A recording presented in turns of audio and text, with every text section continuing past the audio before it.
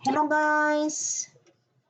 Kumusta kayong lahat dyan? Sana nasa mabuti kayong kalagayan. Kahit nasa malayo kayong lugar.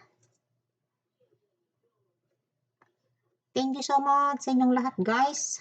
Sa mga walang sawang nagsusuporta sa aking channel. Walang sawa din akong magpapasalamat sa inyo. At higit sa lahat sa ating pong may kapal. Share ko lang yung binigay ng aking amo, maliit man. Pero nakakatuwa. Dahil kala mo bata ang tao. Pang bata. Sana magiging bata tayo, wag lang yung sa utak. Magiging bata sa itsura. Peace. Hindi. Gusto ko lang din pasalamatan yung aking among babae dahil nagbigay siya ng, ewan ko anong tawag dito. Pagdating nila, to, pag malamig ba, pang ano, ganyan. Dami ko ng ganito, yung, tawag to, balabal. Hindi naman malong. Yan. Maganda rin kasi ano, madaling matuyo. Maganda, ano tawag to? Mainit. Pagka winter.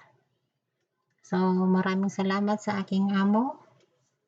At nagbigay siya ng ganito, kulay puti. Kung wala kang ano, sweater, yan, ito ang gamitin para ano, para pang ano ba. Ibang tela yung naunang binigay niya noon. Ito iba naman. Kaya maganda. Hindi naman pwedeng pang ano, ipag maligo. Pwede naman pag maligo. Kaya lang hindi na ang kano ng tubig. Hindi siya pwedeng mag-ano ng magsipsip. Kasi parang ano siya, ang tawag doon. Kaya hindi pwede. Hindi siya cotton. Hindi pure cotton. Kaya maraming salamat sa aking among babae. At meron din binigay na ano, taba-taba ko na nga to, iwan ko kung ano to. Ngayon lang akong nakano to. Hindi ko naman mabasa. Yan.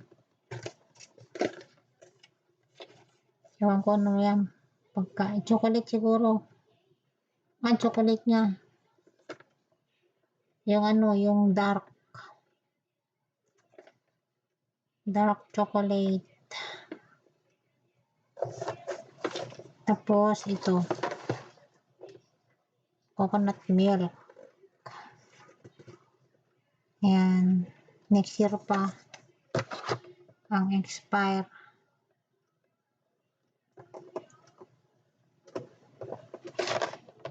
So, ganito.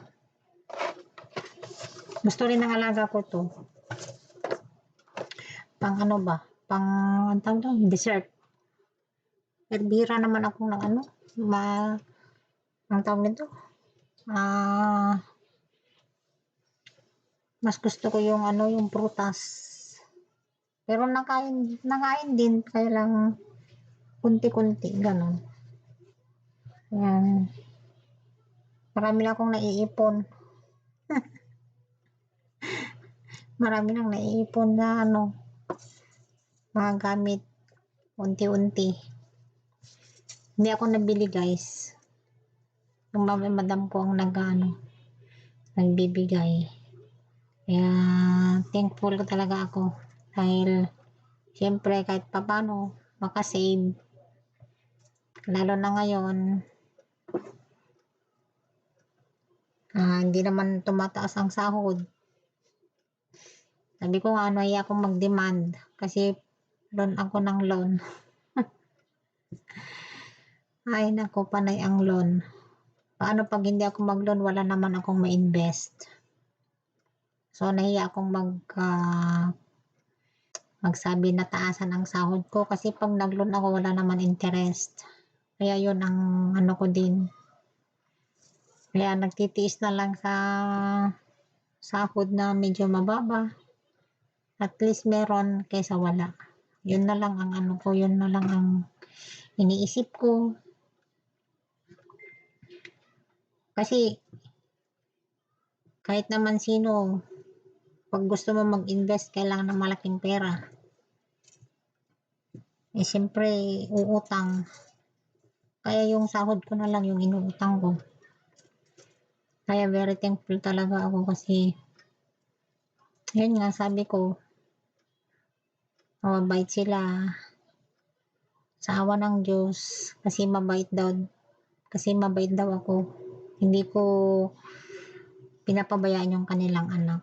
Kaya, doon sila nag-ano yung, hindi naman ako nagkaano ng advantage. Hindi naman ako nagkaano ng tawag doon, yung sukli, yung aking kabutihan sa kanilang anak. Hindi, ginagawa ko yun taos sa aking puso. Totoo yun. Talagang tinuring ko siyang isang anak. Kaya alam naman nila, ramdam nila. Kaya very thankful din sila sa akin. Both side. So, yun. Ako din, very thankful din ako. Kaya, thank you so much sa aking mga amo at sa aking mga alaga, sa kanilang pamilya, higit sa lahat sa ating Diyos. Kaya, magpakabait lang, gumawa lang ng mabuti, kasi may kabayaran yung ating kabutihan. Kung hindi man ngayon, si Lord ang bahala. Naniniwala ako sa good karma. At saka, ang tawag nito, manalig tayo sa ating pong may kapal at hindi siya natutulog, laging nakasubaybay sa atin. So, hanggang dito na lamang guys. Thank you so much. Malamig na dito. Kaya ako yung pantulog na ganito. Kaya natulog na. Kasi ayoko naman i-open yung heater. Ayoko. Kasi paglabas ko sa umaga malamig. Maano yung katawan ko. So, mas gusto ko yung ganito. Hindi naman centralized yung aircon namin. Siyempre, alangan naman na mag-heater kami sa baba. Dalawa lang kami ng alaga ko. Ang laki-laki doon sa sala. Hindi ang kuryente. Kaya hanggang dito na lamang guys. Maraming salamat. Kahit walang kabuluhan. Thank you so much sa inyong lahat. Maraming salamat. Hindi ko walang basahin ito kung Korea o to. Parang Korea. So, hanggang sa muli. Bye-bye.